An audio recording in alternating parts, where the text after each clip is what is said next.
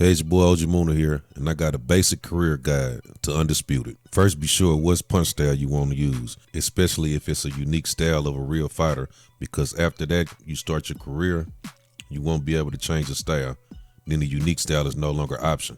But I think that's patched. They finally fixed it. Power punching has been increased yet again, and what they don't tell you is that while you can increase health and training, all resistance, chin, body, and such as that can only be increased by completing fight objectives and that temporary buff from your cut man. So I suggest maxing out your head, body resistance to 60 at the start of your career, because even in the beginning, it won't be long before your opponents have punches in the 60s, 70s, and 80s. Won't matter if your head health is 70 if your chin is 45. I found that fight readiness, weight reduction, in that order for 4 weeks keeps my weight down, and fight readiness at 70. Click on the fighters in the negotiation menu and use whatever button it is to scout them. I found that fighters with higher stats and ring skills tend to be more spontaneous, while lesser star fighters are more robotic. Training camps get some used to, but know this. Media missions take no energy but drop fight readiness by 5.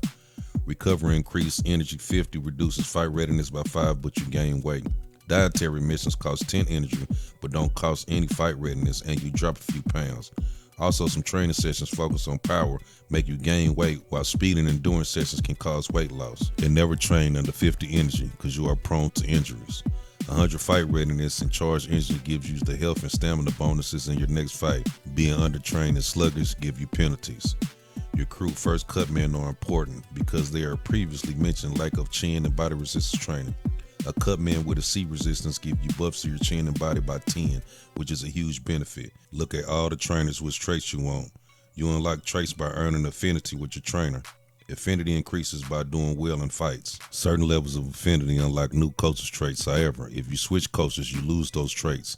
But you can lock in the trait if you want it to come with you. But you had better be sure because they cost $1 million to unlock the slot again. I suggest Lightning Hands, KO, and the one with the bomb on it, as it allows you to get knockouts very quickly. For those playing online, I suggest you use the spam hook method, where you throw nothing but power hooks, as it allows you to be really effective and get your opponent out the way real fast. It's very hard for them to keep up with you because the amount of power you're throwing. If they're throwing regular shots, they won't be able to stand there and trade with you at all. They will eventually fall way before you do. Only thing with this method, it gets you tired really quick, so you have to be in and out. 2-3 punches, back up, regain your stamina, and then go back in for the kill. This method makes people really mad, and they claim it takes no skill to use, but they can't stop it. Not only that, they don't know how to use it. So don't listen to the people that hating on you and say, hey, that's not boxing, but it is.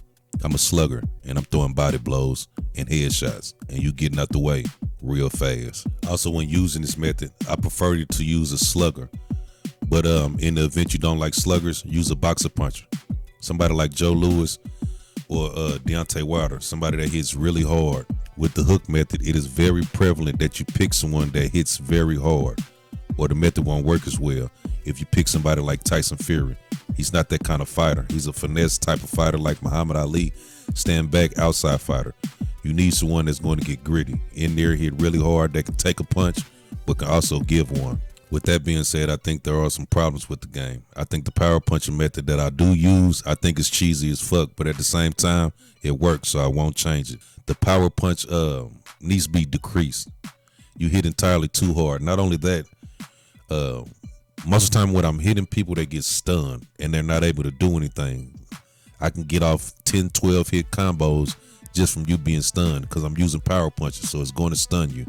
Although I do use this method and I use it a lot, but I can say that it does need to be toned down because it creates an unfair advantage to people. If I'm just steady knocking your head off with these power punches, you're not able to do anything back because you're stuck, you're stunned. I'm gonna knock you out, and I'm gonna knock you out 90% of the time. These clips right here are just an example of me using the hook method. I throw nothing but power. I rarely throw regular punches. I'm trying to get you out there quick. So this method is for people who are not trying to take the fight a long way, 6, 8, 10, 12 rounds. I'm not trying to do that. I'm like Mike Tyson. I want to get you up in there and I want to get you out of there. I ain't got no time to play with you like that. Most fighters, they kind of playing the game like it's real boxing, but this is simulation even though it is boxing. So I'm not trying to get out there and be Adrian Broner or a technical fighter. I'm not trying to do that. I'm trying to win the fight. That's my only goal, is to win the fight. So I'm spamming hooks. And I'm spamming hooks with power. You will not be able to stand in front of me if you don't do the same. Most technical fighters, they trying to be real boxers, but that's not really what it's about. If you can find a move that you can spam and it's effective, then use it. I call it cheese in the game. When you have a very cheesy move and no one can stop it and you just keep doing it, it makes people angry. I understand that. But at the same time, if your defense is not up, then that's not my problem, because I'm going to knock your head off. Also in my career, make sure that you're picking traits that go with your boxing style. If you're not like me, you're not a slugger, hey, don't use that. Use traits that benefit you. Do not pick traits that you are not well with. They won't work well with your fighter, especially if you don't play that way. So it's very imperative that you're picking good traits in my career. If you have an outside fighter, I wouldn't use too much power.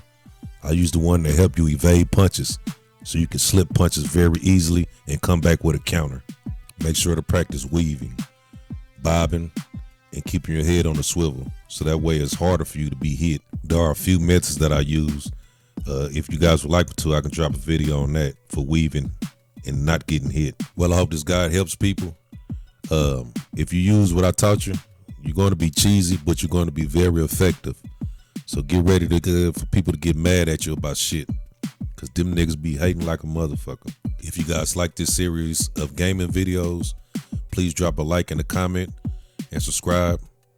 Also, if you have any suggestions behind the type of videos that I should be making when it comes to gaming, please drop a comment and I will respond back to you if it's some good information. Anyway, I'm gone. I'm OG Moonin. Once again, please like, comment, and subscribe. And I'll see you guys back here in another video.